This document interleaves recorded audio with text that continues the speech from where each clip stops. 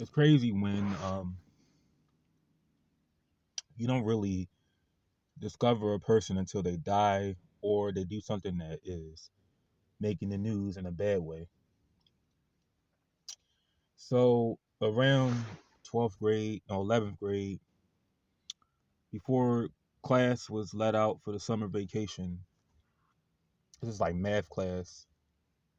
I think everybody was talking about Joey Badass, and there were talks of 1999, the mixtape. I didn't listen to it until I'm trying to think. Like, I don't know exactly when I started listening to Joey Badass. I really don't, and I'm talking about before 2014. I don't know if I did or I didn't. Maybe I did, maybe I didn't. I don't know. But I knew we were the same age and we weren't too far from each other. I mean, I was in Philadelphia, he was in Brooklyn. You know, he was my age, and it's crazy. He was born 2 days before me on the same year in the same region with the same letter name as your first name.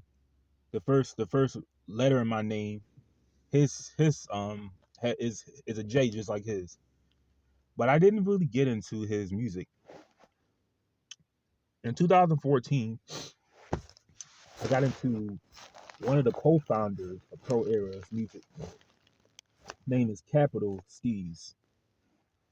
or J S.T.E.E.Z., what he was formerly known as. J S.T.E.E.Z. was a very talented rapper, and it's unfortunate that I had to discover him after he died. But I'm going to tell you a dream I had about him like around the summertime, and this is going to be in a few days the 10th anniversary of his death. Now, if you didn't know this, he unfortunately passed away by way of suicide off of jumping from his death from I think it was Cinematic Studios headquarters building in Manhattan. He took his own life because there's a lot of theories around his death. I'm not really going to talk about that because everybody has their own conspiracy. People are saying that Joey Badass sacrificed him, and I've done a lot of research on him, listening to The American's Corruption.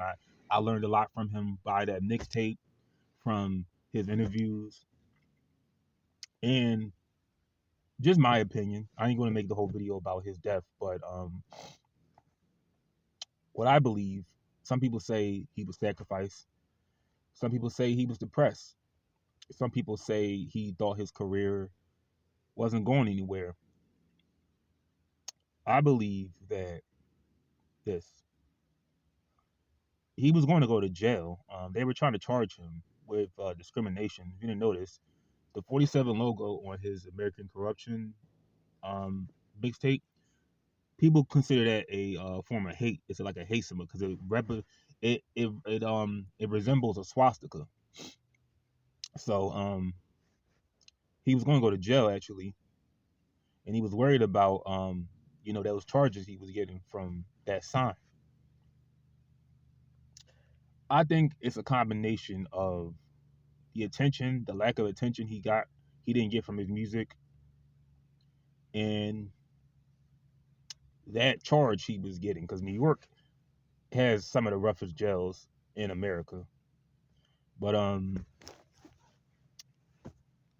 I don't think he was like I don't think he was sacrificed because um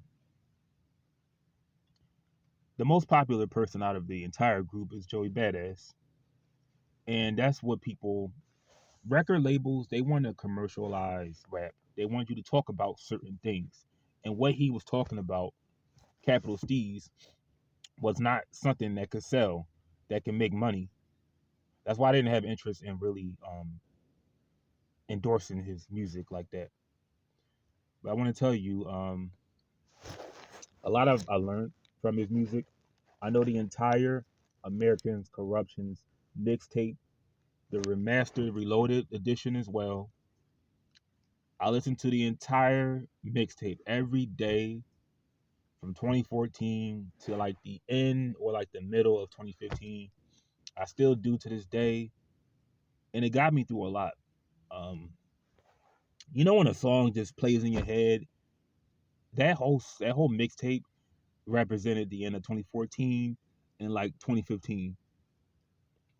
Like songs like 135, Vibe Ratings, Dead on Arrival, the Capital S.T.E.E.Z intro, Black Petunia, some of his music with the Third Con and Jack the Rhymer, um, some of his music like all these songs, man, that are just classics to me. Um, what's that? Free the Robots, his feature on Illuminati. A lot of his music just still it sticks to me to this day. And I want to tell you about a dream I had. It was really vague too. I write my dreams down, but this is what happened. So you don't know he died by way of jumping off a building. But I had a dream that he was restored back to life, and he did his he he like killed himself 10 years after he originally died, but a different way. I don't know why, but in this dream, it's like they made it where you can restore your life back. It's just like in the future, you can restore your life back, and then he made the news on killing himself once again. So that was that. That was a dream I had, and I just wish I was like listening to him actively when he started rapping, because all I remember on the day he died was it just said rapper died at 19, and my mom was just like, I was like, you heard a rapper died? And I did something. I had my laptop, and she said, yeah, but he believed in all that the world was going to end, and that's what I first originally thought. Like he died because of he thought the world was going to end, and the like 2047 is like another year where they say the world's going to end. So you add up, I think the numbers. I think it was like the year the day he died. You add those up, that equals 47, something like that. But I consider myself a fan out of everybody from Pro Era. I consider myself a fan of him only, and his music will always live on.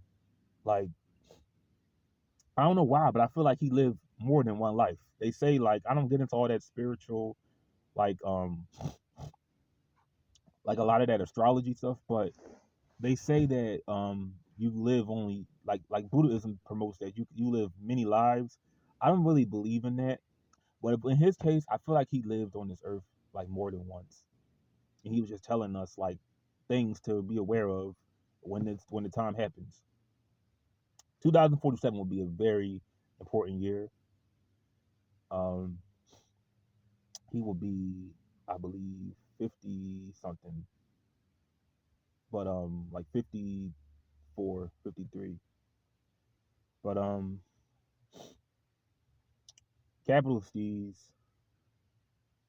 like I said, the entire Americans Corruption mixtape will always live on, along with his unreleased tracks like Shooting Star, and I think it was an album called The Yellow Tape with the Third Kind. Another one, classic. You can't that cannot compare to anything that I've heard today in today's music.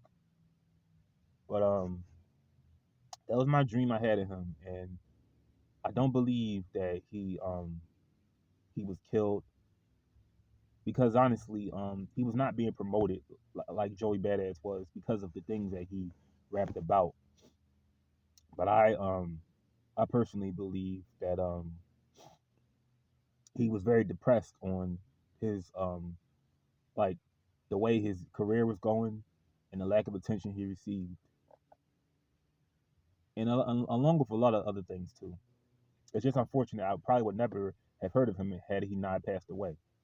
That just shows you what the media promotes and what they don't promote.